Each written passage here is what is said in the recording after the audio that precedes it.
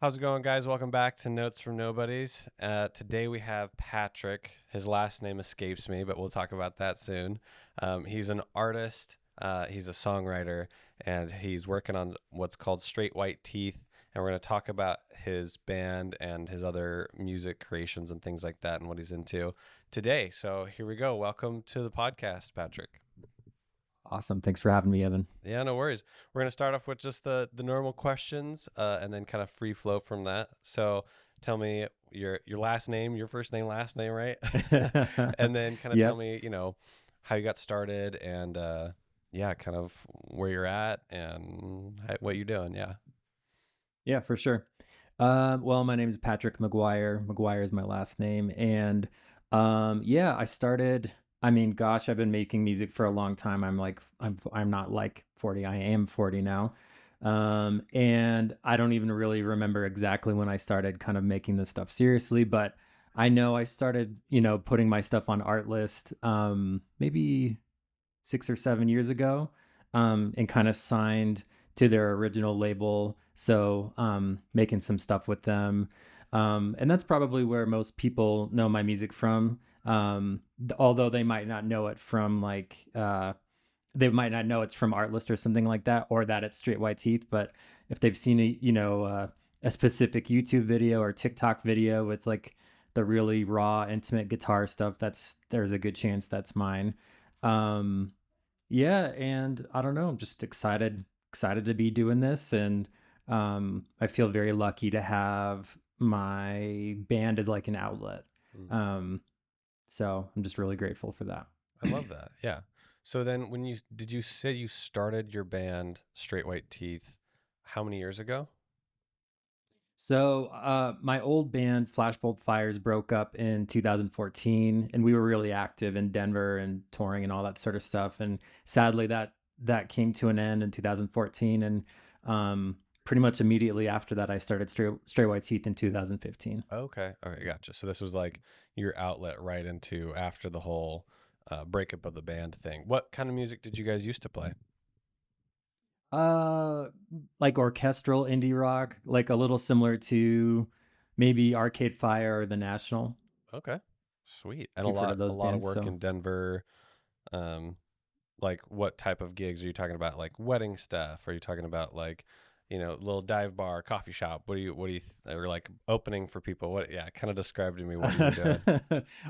Everything under the sun, honestly. Yeah, with that band, I mean, I think there was one year where we played, um, it must have been like 100 shows, and most of those were on the road. So we were very serious. We were signed to a publisher, Oh and wow. I mean, we were doing everything from tiny, little shows in front of nobody in the Midwest to we did play like an opening.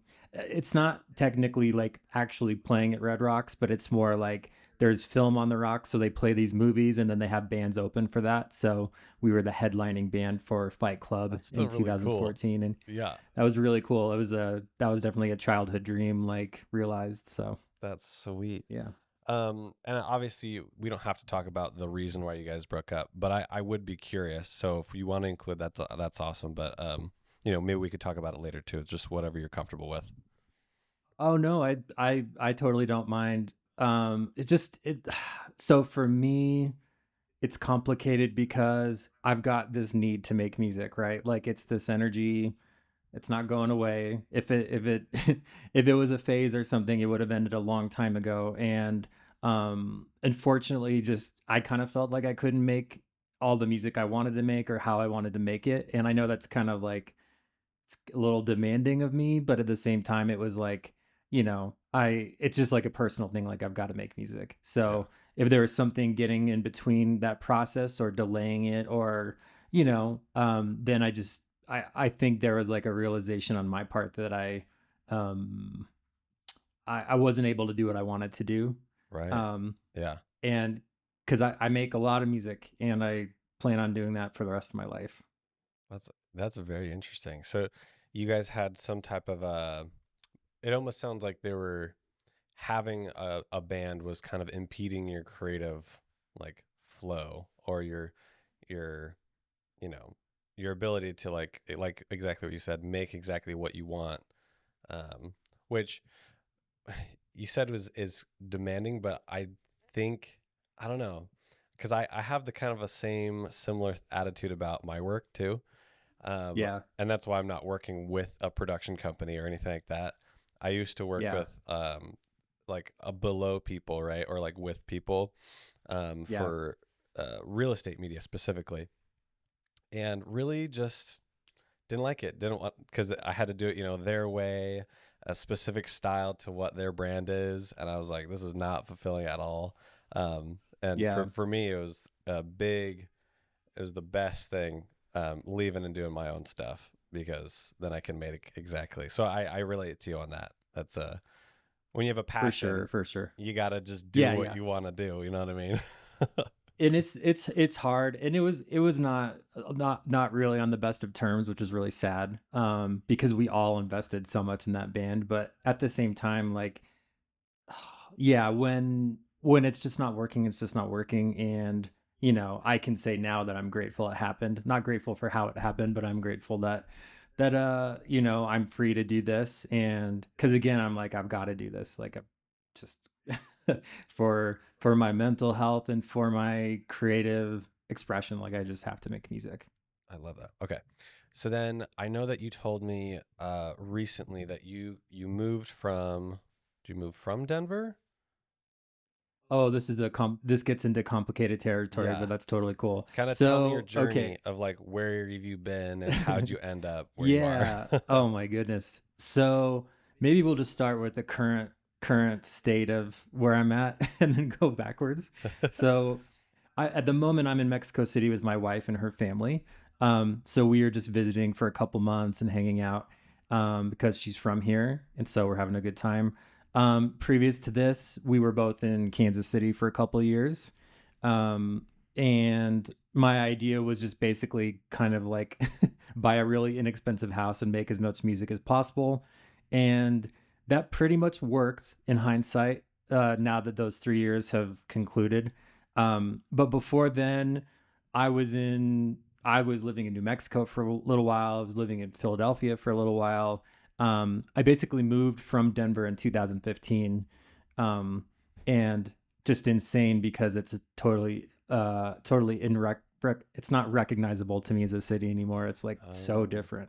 interesting. So you visited, you've Yeah. been back there before after Yeah, the yeah, and my family still lives there, so I'm there all the time. Oh, right.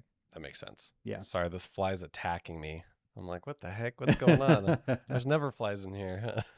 Yeah. So if you see me like flinching, I'm like, oh, get off me. Okay. Um, interesting. Okay, so most of your family's there, so you've gone back, and it's different. So you've interesting. And then after New Mexico, you're planning on moving again, right? You said to Washington, We Portland, actually. Portland. My wife's her clinical therapist license just got granted by the state of Oregon. Ooh. Um yeah. So yeah, we're excited about that. I mean, but just candidly too, we're also a little worried with her. Like, she has her green card, but not her full citizenship yet. And just Okay. kind of with the status of things, it's always a little bit tenuous, especially in this moment. Yeah, So I we're gotcha. kind of just seeing what happens. I'm sending good vibes your way then, because yeah, that's Oh, thank you. yeah, I know what you're talking about. So It's I'm tricky. sure it'll Yeah. all work out, but I'm sure it's nerve wracking. Where is she from? She's from here in Mexico City. Oh, okay, nice, perfect. Yeah. Okay, I don't know what I was thinking about. Okay, gotcha. Sweet. I was like, Yeah. Have you ever been down here? I actually haven't. No. Oh man, Why do you like highly it? highly recommend.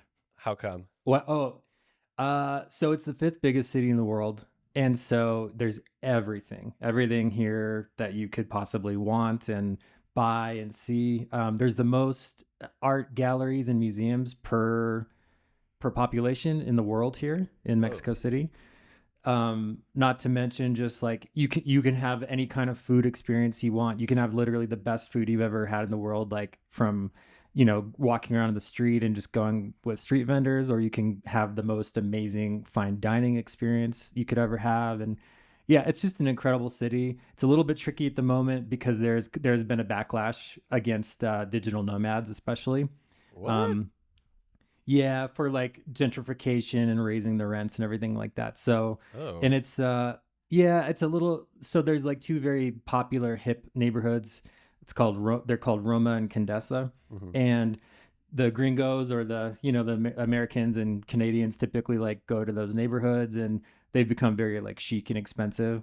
And Mm. I think most of the anger is geared toward people who are down here not paying taxes, who are living here like for Oh, like permanently, yeah. and kind of digital nomads like making a lot of money but not giving back to the community. So um there's some understandable backlash against that, but it's still an amazing city to Yeah. visit. And if you've got some Spanish, like that'll go a really long way down here. Right, to get more accepted. So is it more of like a cultural um significant difference where it's like they like just don't like people who are down here from America, Canada, or is it more of like a government thing where they're like, "Hey, we're going to start fining you or something because you guys aren't paying taxes." What kind of is that like?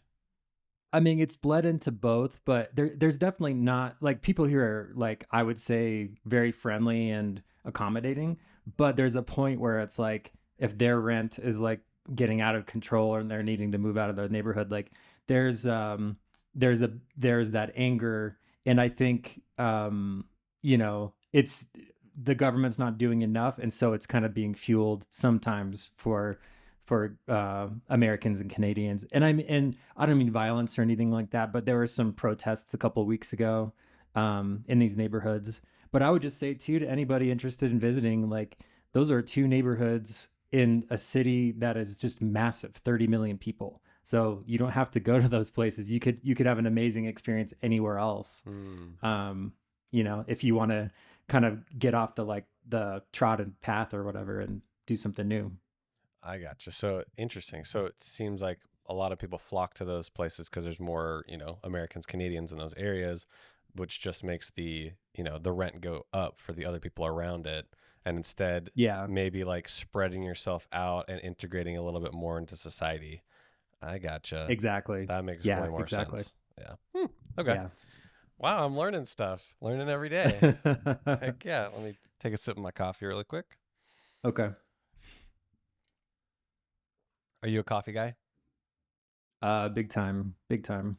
What's your coffee of choice or your brewing method of choice? I mean, my favorite coffee in the world is down here in Mexico City. It's called Cafe Estrella. Okay. Um, and it's, I don't know, just like super rich and delicious. Um, I don't know. We typically just use our little coffee maker. Um, but again, down here, like kind of part of the excitement is just going out and like buying coffee and buying something something delicious. Mm, Uh, you yeah. know, and just exploring and trying new stuff. Yeah, I'm so jealous of like the street foods and stuff. So good. Like I've Yeah. I've never actually been there, but we have some people in Arizona that you can find pretty authentic Mexican food.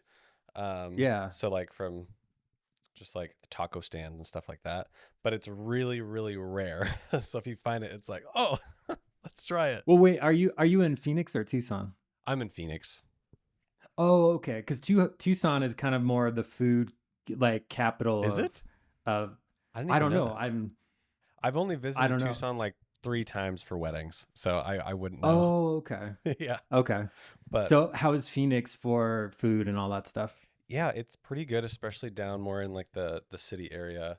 You have some really expensive places, obviously good ones, and then you have little hole in the walls that are typically you have to like talk to people. They're sometimes not even on Google Maps because they just don't care about that stuff. Um, Yeah.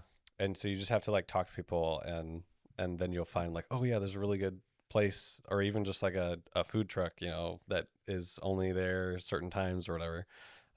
Yeah. So, but yeah, I've actually noticed a lot more, even just like other types of like coffee trucks and like lemonade trucks and stuff are becoming more and more popular.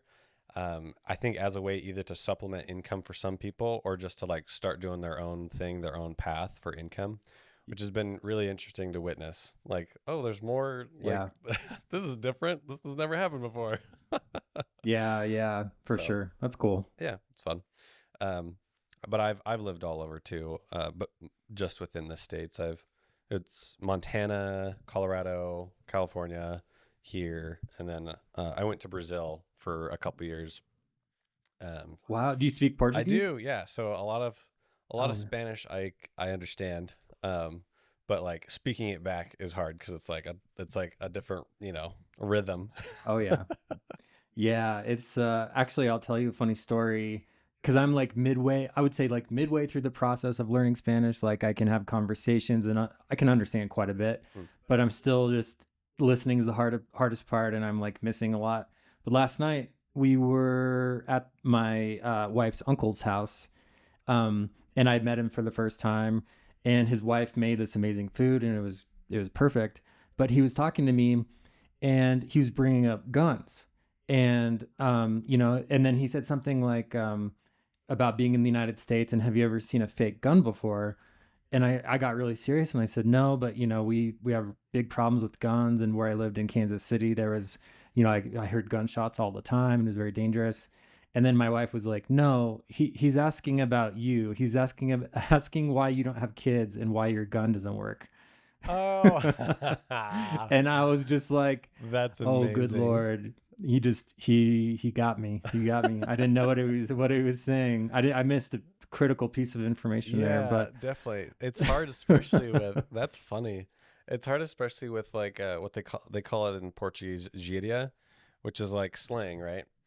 Um, and so like certain words that mean something is in the culture mean something completely different when it's in the context of a certain sentence, right? It's like, yeah, oh, yeah, for sure. Oh yeah, lots of I don't think it's possible to learn another language without looking and feeling stupid and just yes, like out of place and yes, being, because you have to, because like that's the process of like, okay, I've got to do something new. I've got to like put myself out there and try to listen or try to communicate. And it's not like gonna be something that's where you're perfect every time and where you make sense every time. So it's funny. it is. It That is was pretty especially funny. funny.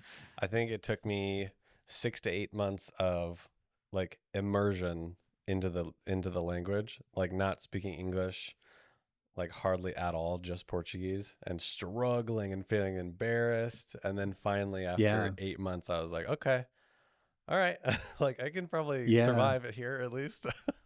Sure. That's amazing you did that though. Yeah, it's fun. Because like that just opens you up for so many new experiences and Yes. knowing more people. So Yeah, that's great. it's. I always recommend to people who are like getting to 18 or like 20s, early 20s, just like get as soon as you can, go to another country and just experience it. Because I Yeah. mean, whenever you can, but like I feel like especially when you're out of high school where your whole world has been this little community, right? It just opens your mind up to like, oh, like there's these new worlds and cultures and things, and it makes you care about everybody. And so, yeah, I highly recommend. Yeah. Absolutely. For sure. But that's a fun little tangent. That was good. That's gonna go on Instagram probably.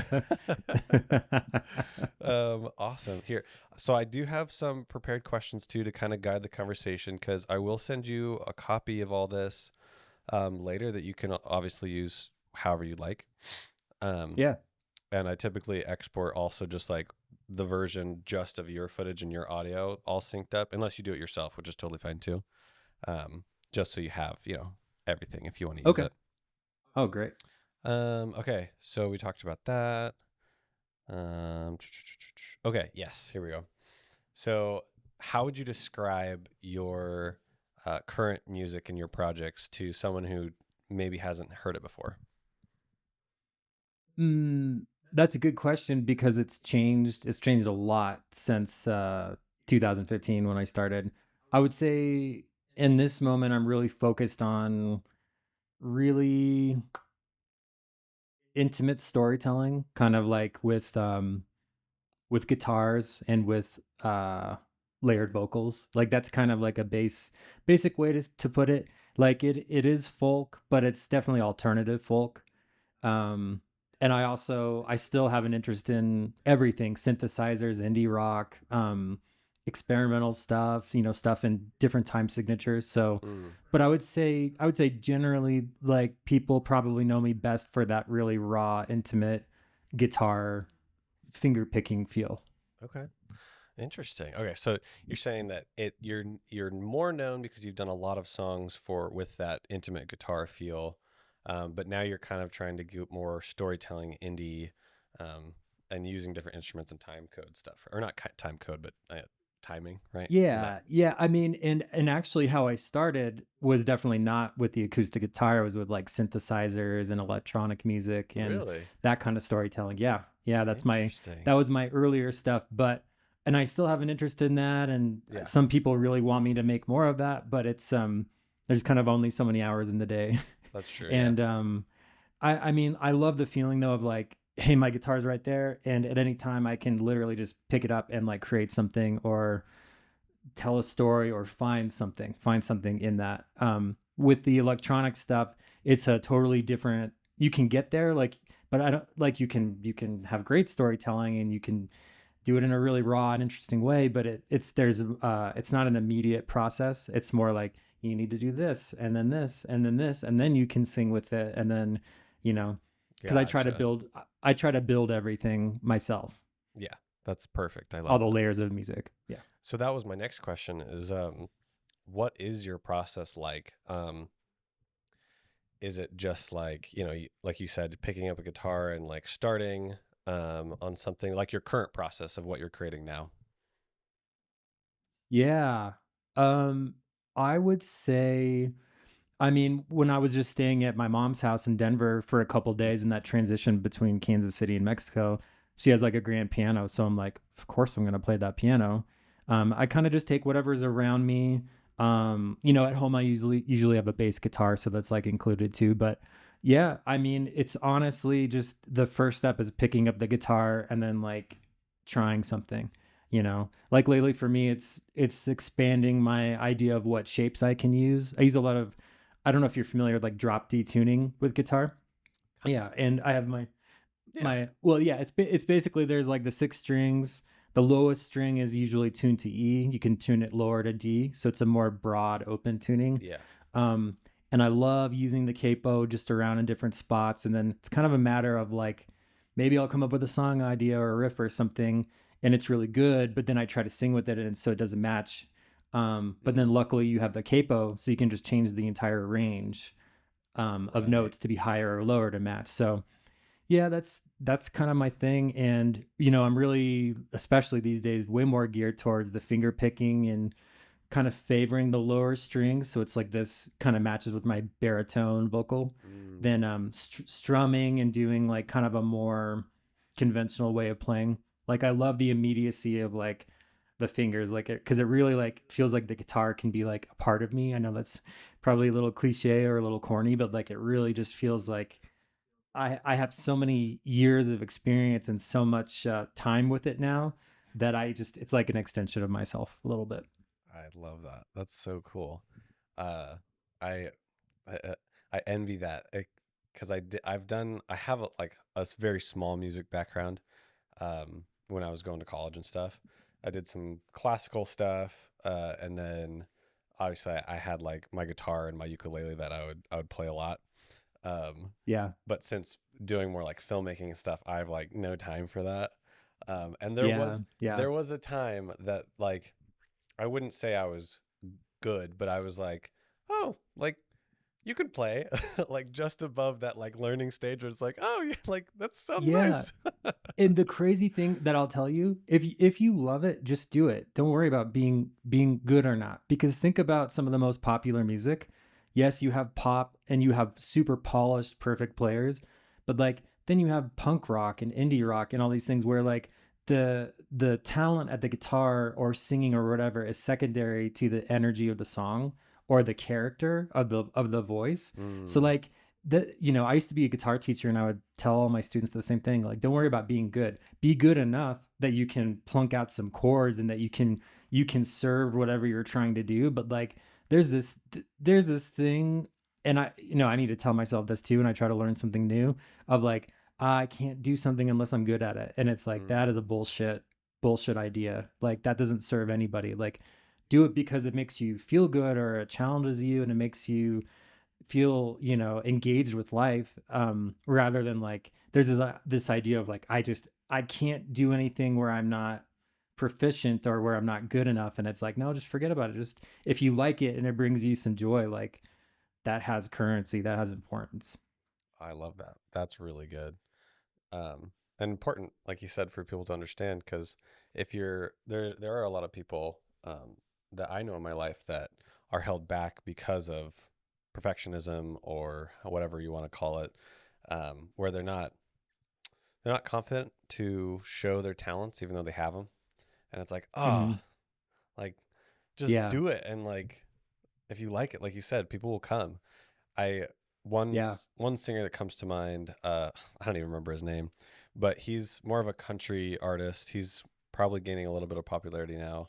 Um, and he's got this like super old man gravelly voice, and Yeah. you've probably heard some of his stuff before. And he like lives the rancher life. He won't do any podcasts. He won't like he just writes songs and works on the ranch. And I'm like, oh, that like that's a perfect example of like someone that like yeah he's good at guitar, but he's not like an expert in all these areas of music. And then he just has that storytelling voice that's like to die for. And I'm like, oh, I wish I had that. So nice. Yeah, exactly. And like that's the thing too is like people who have those Broadway voices, that's an amazing skill. It's a totally needed talent. It's in demand, but it's not the only thing, like Exactly. I would never say my voice is good. I would never say my voice is like I mean, a I would. good singer's voice. I think it has character. I think it's distinct, Yeah, and it gets the job done. But like that's the thing. Like I don't, if I stopped it, I'm not good. Then I just never would have like played music. I never would have played a show or wrote a song or anything like that. exactly. Don't want it to hold you back. And I will say, I've been listening to a lot of your stuff, especially in preparation for this call, um, and reviewing again some of the songs that, of course, they're a little bit of your older songs because it's on Artlist. Um, Hmm. but I was listening to some, especially the top songs like the Signal Flare, and let's see what the other ones that I downloaded here. Gave it all to you, something to believe, and a lot of the what I'd noticed is that a lot of your um, titles really feel intentional to the music that you wrote and the story behind it.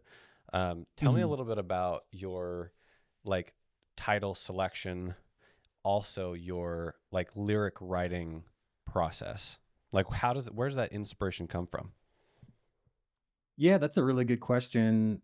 Um, I mean, I would say the titles are secondary to the lyrics. Like, I would never start with a title Of or course. something like that and then jump into a song, unless I was like, had a working title and for some reason that like captured things and influenced the writing. But I don't know. I love poetry. Mm, I love trying to say something really honest, but in a way that kind of makes you work for it to understand what it means. And I mean, a lot of the stuff comes from real experience and real life and my things that happened to me. But a lot of it too is like, okay, I'll put my experiences into the perspective of a different character mm, or a couple or like a narrator that's totally separate from me. So um I know distinctly where I wrote something like "Gave It All to You." That was definitely, at least musically, inspired by where I was, and that was Oaxaca in Mexico with my wife mm. in 2021. So like just seeing all this like intense beauty around me because we were on the coast, which is just like for anybody who's been there, it's like absolutely stunning. It's an incredible place. But like Yeah. the where I try to be interesting or where I'm at my happiest, I think, as a songwriter is where I can present. Like if you hear that song and you're totally separate from the lyrics, it's like, oh, it's a really pretty song. It's got a folky swing vibe. Like it sounds, people use that a lot in TikTok for like homesteading and just something really cozy. But the lyrics they're really dark and really serious and really um there's a story there and it's a contrast and hopefully that's coming through and making it interesting instead of just being like this is like cozy easy folk music.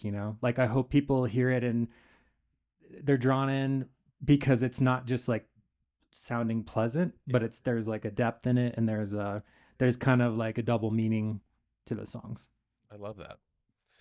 That is really cool insight into, because there is some pain in those songs, and in some of them, obviously, and Hmm. it's interesting to hear because I feel like most art is stemmed from something within us, experiences, um, memories, nostalgia, and I definitely feel like for me at least, the nostalgic, slightly sad songs where it's like, that happy sad where it's a complicated feeling Yeah, is a lot of the times is what I make at least a portion of my films to be, to evoke that deep gut wrenching emotion where it can yeah, sound happy, but it's also like happy past tense.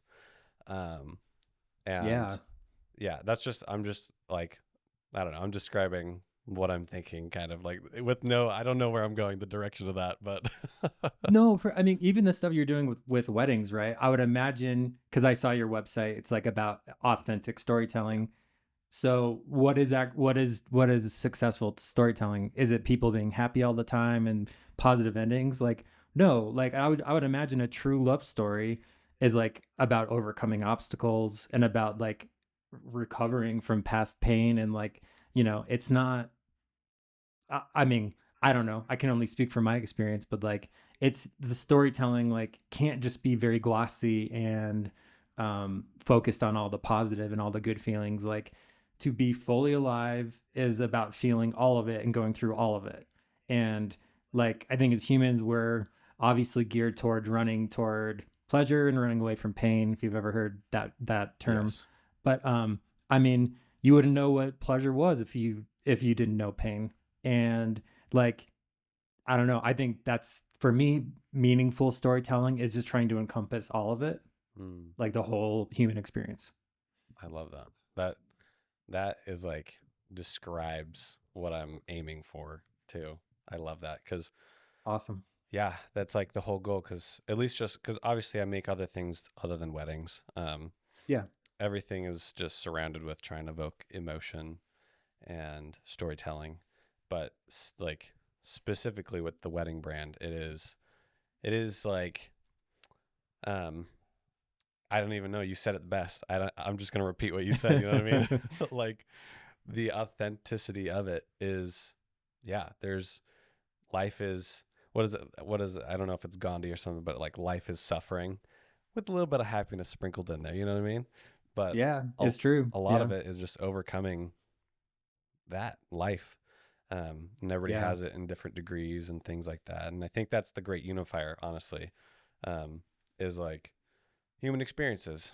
And we all have it, and we might not have the exact same experiences specifically, but like the emotions behind them are the things that can unite us. I don't know, Yeah, something like absolutely. that. And while we're talking about it, it's like suffer the best you can, Mm, like don't suffer for stupid shit. yeah, Suffer for the meaningful things because it's going to happen whether you like it or not. But you can avoid a lot of suffering by choosing what you focus on and choosing what you hold on to and choosing what you let go of. yeah. And What is it I know called? for me, Like, choose your hmm? hard.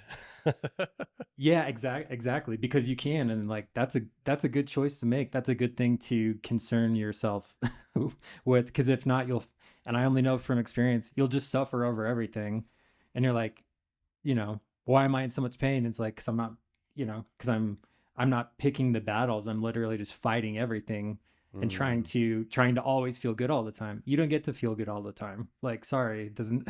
it's true. It doesn't work that It's way. a Yeah, it doesn't. It's not possible. I love that. Speaking of, then, of just life, I feel like is a good segue into, if whatever you're comfortable with, a little bit more about your little family, and would love to hear, obviously how you met your wife, and then did you say you have a couple kids, sons?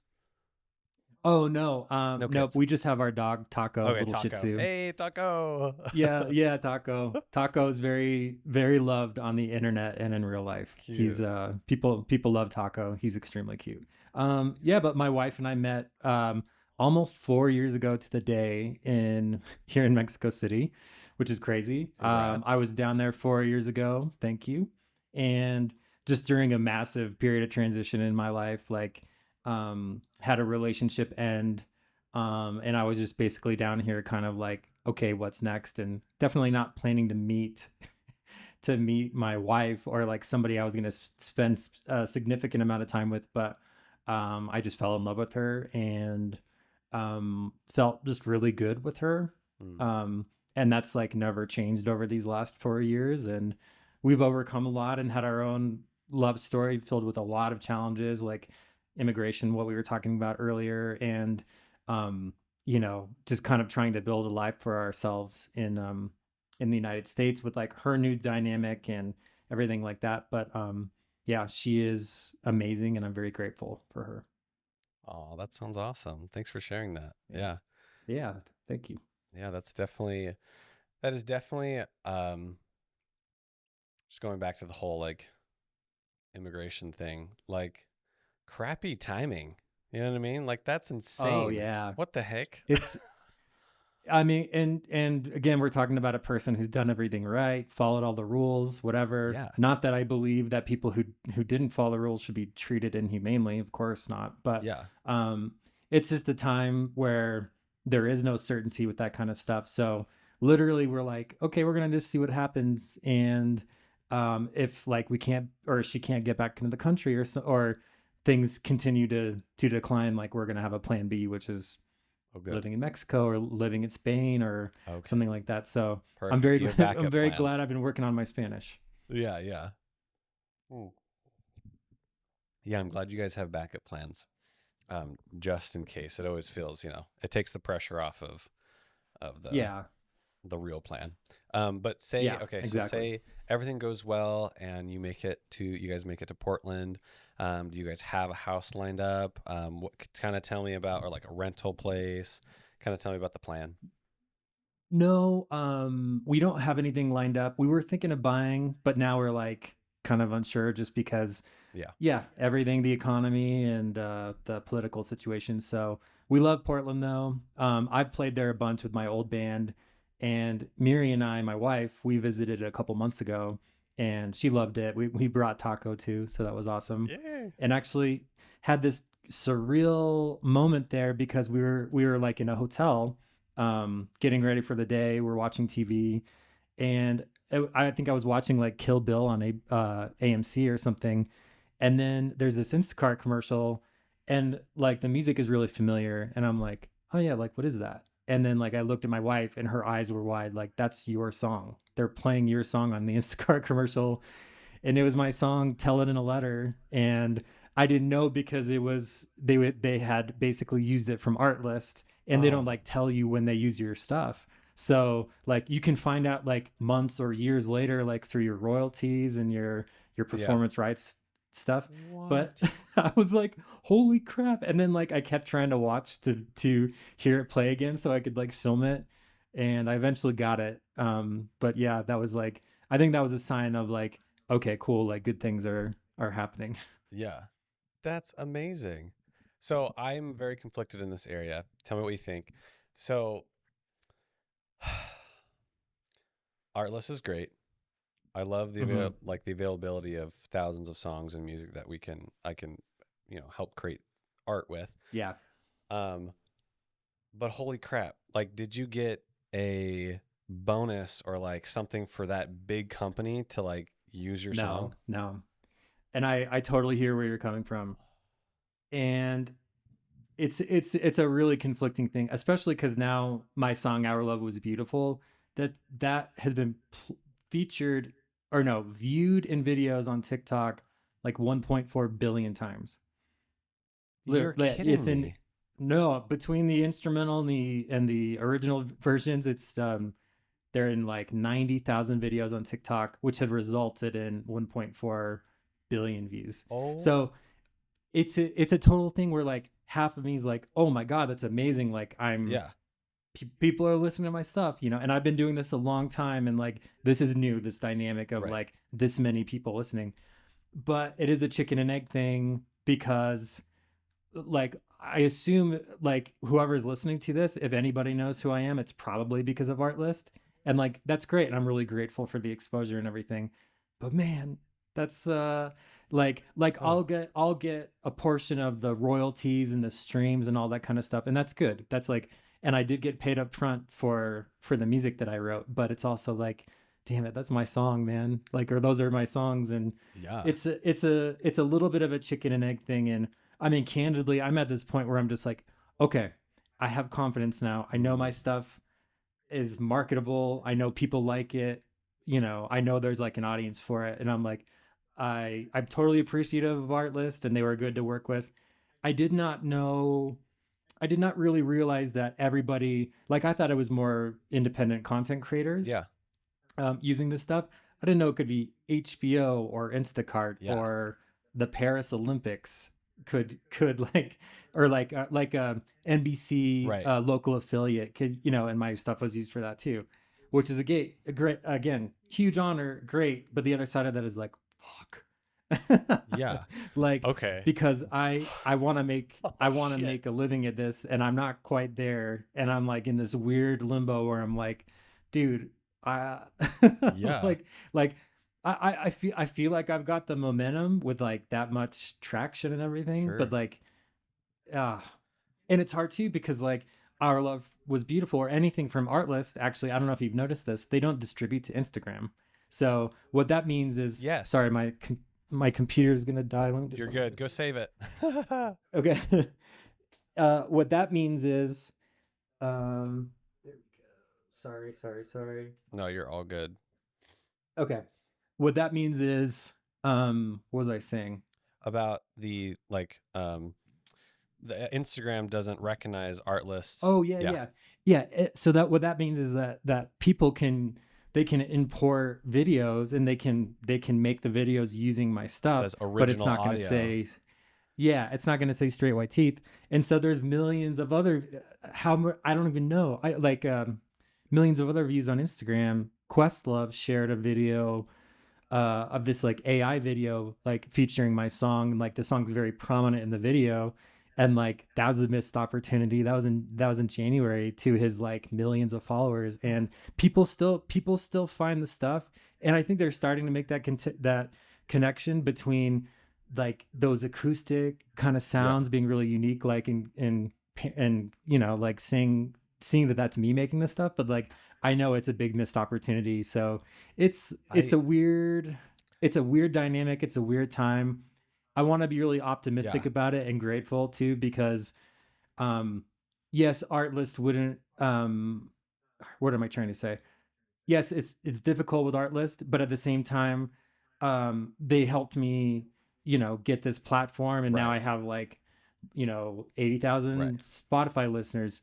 But they wouldn't be successful without my music, without you know what I mean? Yeah, Without my it's like you're grateful that they're able to have that reach that people could find you, but then also it's like I probably, you probably could have made so much more money, but it's like that, like you said, that chicken and the egg thing. It's like, yeah, ugh, yeah, because where I was at prior to signing from Artlist is I don't know 1,000 monthly Spotify listeners.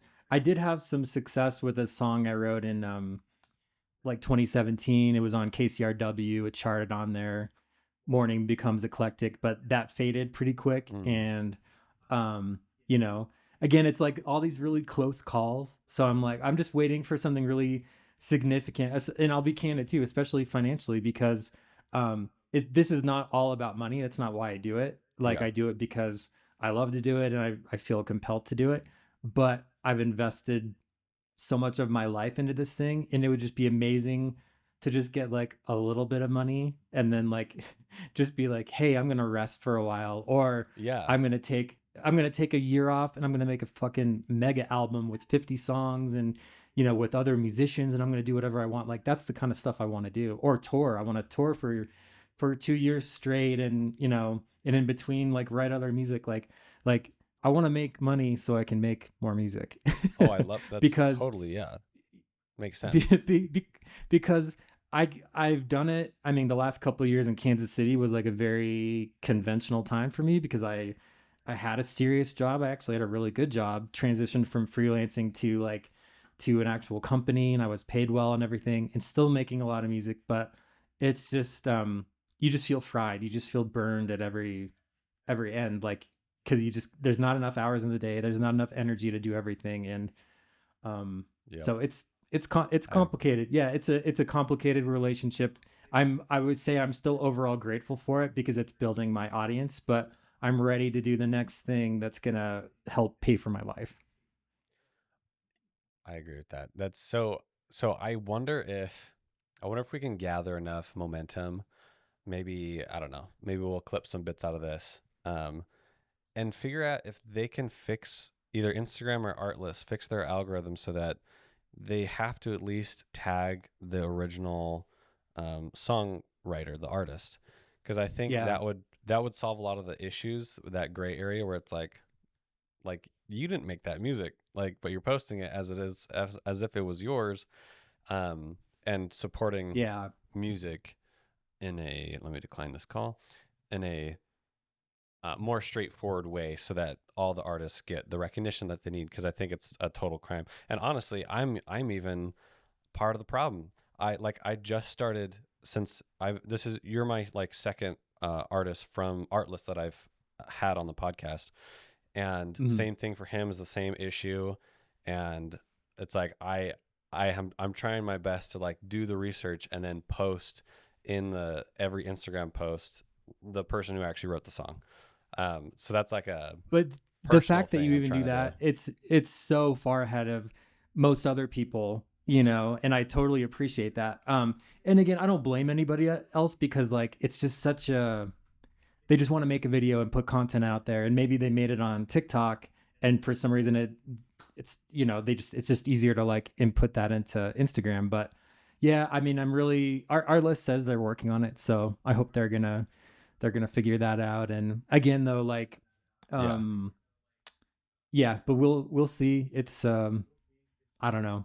It's also all this is like relatively new. Like Our Love Was Beautiful started blowing up and getting a lot of traction basically this year. So if you like that song, I wrote that song in 2021, came out a year later, not a year later, like maybe the spring of 2022. And for years really did nothing. And then for some reason, like earlier this year, like all that 1.4 million TikTok views or 1.4 billion Oh is my from the gosh. last 7 months. That's crazy. So I don't know. That's on Spotify, right? yeah. What is it called one more time? So it's Our Love Was Beautiful. And there's the instrumental version, which has more traction, and then the actual Here we go. version with the lyrics. Yeah, dude. Yeah. Yeah. This song. You've heard that? Yes. Yeah. And you didn't know it was me, I right? didn't know it was you. Yeah, I feel exactly. like Yeah. even more honored to speak with you now. This is crazy. Oh, thanks, man. Thank you. Yeah, yeah, yeah. It's like it's a sleeper, but it's like people are starting to hear it. And I mean, here, hold on a second. I wanna prove I wrote this song. Okay, okay, okay. Okay. Open D, fifth fret. I'll just kind of put it up here. So let me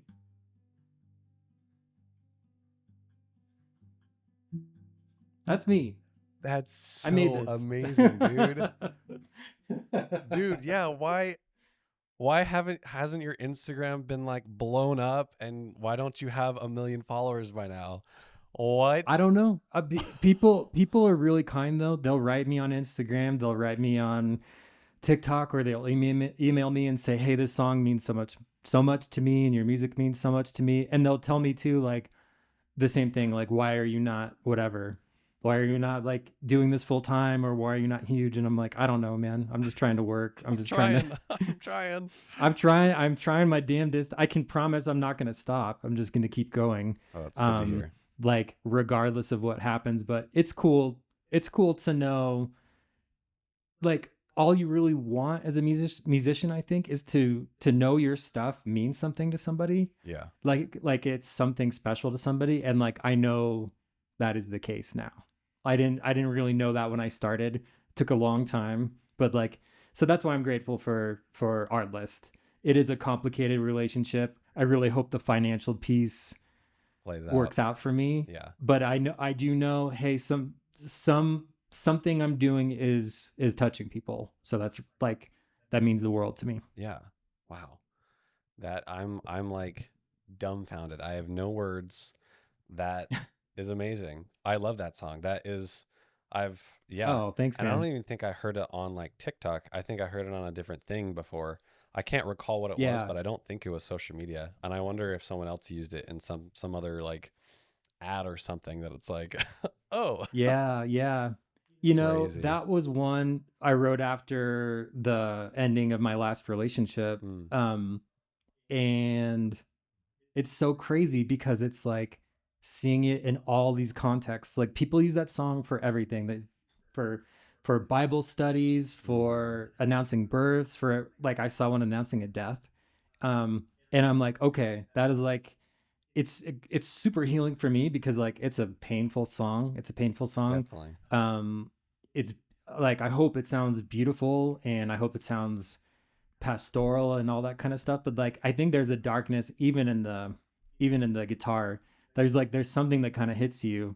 So to see it kind of to know where what place that came from and how Mm, much I was struggling at that time, and to see now like it's like helping people tell their stories and you know like live life or represent their life, like that's alchemy to me. It's really special. that is a really special thing. And like, I don't know, just dude, thank you. Like that's thank you for, you know, the experiences that you've had to create the music that you do. Um it is well worth the time invested, I think. Um and you're totally gonna blow up, dude. It's soon. I can feel it. There's like it's got to be like in the next 3 months. You got to do it. I'm curious. So, Oh have you have you taken all the popular songs that have blown up from you, and have you done one of those like little? I've seen people do it on TikTok and stuff. It's like if you've heard this song, and it's like I wrote it type of thing, and it's kind of yeah. comedy, but it's also like, oh shit, this guy's Yeah, the guy. I did that on TikTok for this one. I think it's hard because like I'm more prominent on TikTok. I Yeah. love making silly videos and ridiculous videos, or just videos like talking about how I feel about something. And I with also the intent of promoting my stuff. Like I put my own music in a lot of my videos. So I'm so But sorry if you I hear my think dogs barking in no, the background. no, you're totally Polly, good. Polly, shush. I Okay. think uh yeah, I think it's hard for me because I'm like a silly person online a little bit, and I think people are like, "Did that guy actually write that?" Like, I don't think like I had this video on TikTok about chasing wizards, like this just stupid like, "Hey, send this to somebody who's being chased by a wizard right now," and like it's just really dumb. But like that one took off. I think some people have made the connection, like the weird wizard dude wrote "Our Love Was Beautiful," but I think most people are like, "No, that's like that you can't do both." So it's Mm, like I I'm pretty sure 99% of people who've ever heard that song have no idea it's me or who Straight White Teeth is. So I appreciate interviews like this where I'm like, hey, I'm the guy. Like I'm doing this stuff. I promise it's me. It's real. I can prove it with my guitar. literally, yeah. That's Yeah. okay, interesting. Yeah, because that was my only suggestion, I think, was like maybe doing those type of videos and continuing to try and like show people like what you just did, like whip out your guitar and be like, yeah, I'm proving it Yeah. right now. This is me. Yeah. Yeah. This But literally came from my brain. I yeah, promise. but okay, interesting. Yeah, man. If there's anything I can do to help, just let me know. Because yeah, seeing obviously you're prominent on Spotify and TikTok, but yeah, your Yeah. Instagram needs to Yeah. I've skyrocket. got 500 followers, Yeah, baby. maybe. Just tell your friends. Say, That's hey, I well, know this guy named Patrick. He's from Straight White Teeth. He makes the folky stuff, and go listen to him like that. Even that would be huge for me. I would appreciate that. well, this clip is gonna go on Instagram, so there we go. Okay. Nice. Done and done. Okay. I appreciate it. Yeah, no worries. Um, yeah, exactly. Anything I can help. Would you? And we still have a little bit of time. But really quick, would you, kind of plug your stuff? Where can people find your music, websites, Instagrams, whatever you think? Yeah, so I'm on Instagram, Straight White Teeth Songs with three S's at the end. I'm on TikTok, at Straight White Teeth Songs. I'm on Spotify. I'm on Apple Music. All those good places. YouTube. I post a lot on YouTube. If you're into the folky stuff, like I play. All right, lately I'm like posting all the riffs I'm working on and the new songs I'm working on. So that's been like a fun process, like showing people. Um, because actually these couple months I'm spending in Mexico, like all I'm gonna do is write music. So Mm, um, I'm gonna be very active, and yeah, I super appreciative of everything, and you like taking an interest and kind of letting me tell tell my story a little bit. And I promise I'm the dude who wrote "Our Love Was Beautiful." That's me. I love it. Thank you. I do have, I think, a couple more questions before we can hop off Okay. here. Yeah. The so are you doing anything? I think I saw on your website you might be doing some live stuff soon too. So tell me about that. What are you doing live, and where can people find you too? Yeah. I'm going to do a live radio show down here in Mexico City, and that's going to be in August, and I'll post about that soon. And then I have something in Seattle in the fall with my friend Street. And so we're gonna play together, and that'll be fun. And I'm looking for shows like I don't know how much your audience knows about the music industry, but it's extremely hard right now, especially if you only have 500 followers on Instagram. But I Mm-hmm. want to play shows. I want to focus more on impromptu shows, like small, intimate settings, like house shows and everything like that. Ooh, But yeah, hey, if your audience wants me to play somewhere, let me know, and I can try to swing that this fall. I love that. Awesome. Yeah, we'll definitely keep you in our minds and in the loop here. Um, when you say like you said like smaller, like how did you describe it? Smaller venues, impromptu shows.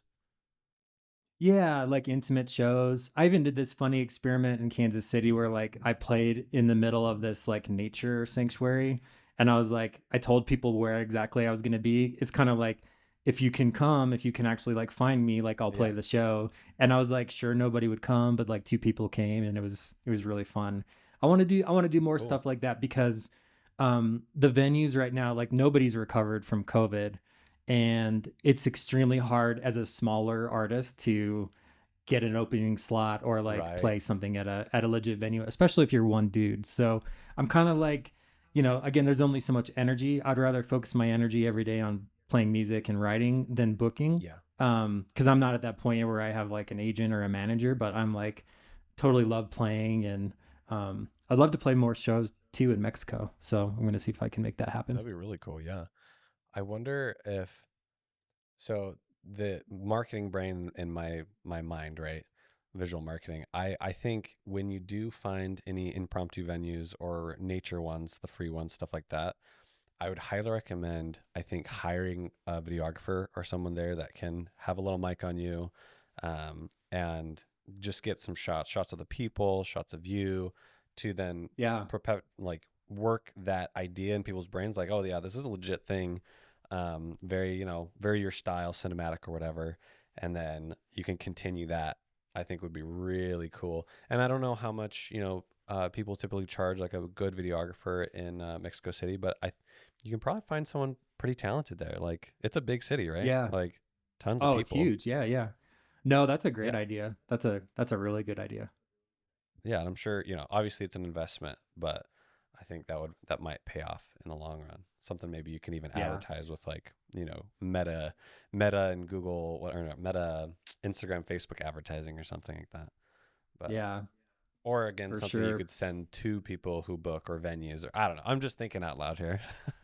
Yeah. This is obviously your No, domain. dude, I need the ideas and I appreciate it. So, I'm willing to try kind of whatever, but like again, my focus is just going to be continuing to make music, and I've got an album coming out in a couple months. And singles are going to come out before that, and already I'm working on two other things that are going to probably come out. I mean, maybe this year, but probably more likely like early next year. But Okay. I'm always going to be doing this, so as long as I'm alive, I'm sure. I love that.